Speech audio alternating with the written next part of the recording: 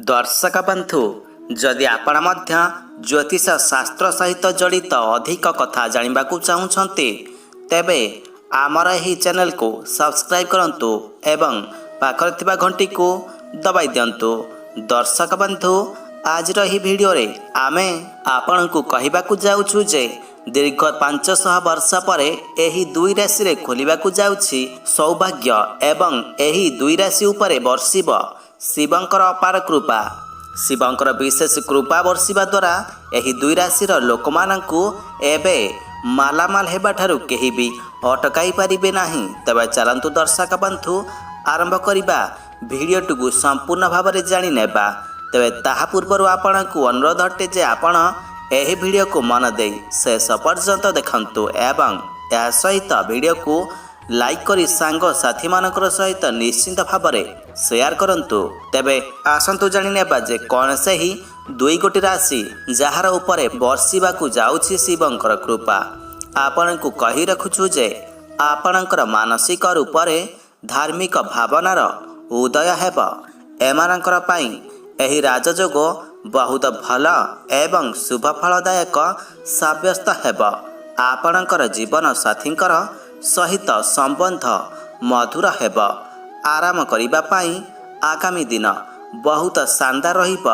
स्वामी स्त्री कौनसी बाहर को बुलिबा को जाई पारंते एही समय एवं आगामी समय आपणकर लव लाइफ पाई बहुत उचित एवं शुभ साब्यस्त हेब। एवं विवाहित लोकंकर पाई एही दिन सबुठारु अधिक शुभ हेबाकु जाउछि, जाहाकु आपण सुनी बहुत अधिक खुशी हेबे। एवं एही खुशी खबर आपणकर पाई प्रेम मामला रे बहुत लाभदायक हेब।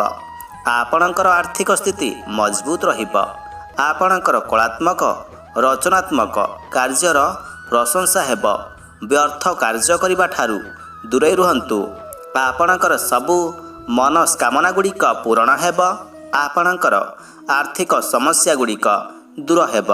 आपणकु खूब शीघ्र चाकरी मिलिबार बहुत संभावना बनुछे। अविवाहित लोकमानंकर विवाह खूब शीघ्र हेबाकु जाउछि। आपणकर जीवन साथींकर सहित कौनसी प्रकारर दर्शनीय स्थान बा कौनसी जगह को बुलिबा को जाई पारंती। आपणकु एक बड़ खुशी खबर मिलिबा पाई जाउछि। निजर उपरे विश्वास रखंतु। आपणकर सबु बिगड़ी जाइथिबा कार्य सुरुखुरु रे चालू हेब। आपणकर आत्मविश्वास कम हेबाकु दियंतु नाही। आपणकु प्रेम प्रस्ताव मध्य मिली पारे। लव लाइफ कथा कहिले जदि आपण काहाकू निजर मन कथा खोली कहिबाकू चाहुछंती तबे एबे कहि पारंते। एहा सबुठारु आपणकर पाई भल समय चलिछि।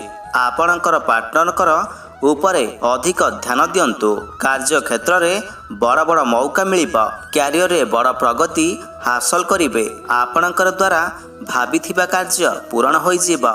स्वास्थ्य कथा कहिले आपणकर स्वास्थ्य बहुत भल रहिबा। चाकरी अपेक्षा रे थिबा लोकमानंकु बहुत बड़ खुशी खबर मिलिबाकु जाउछि।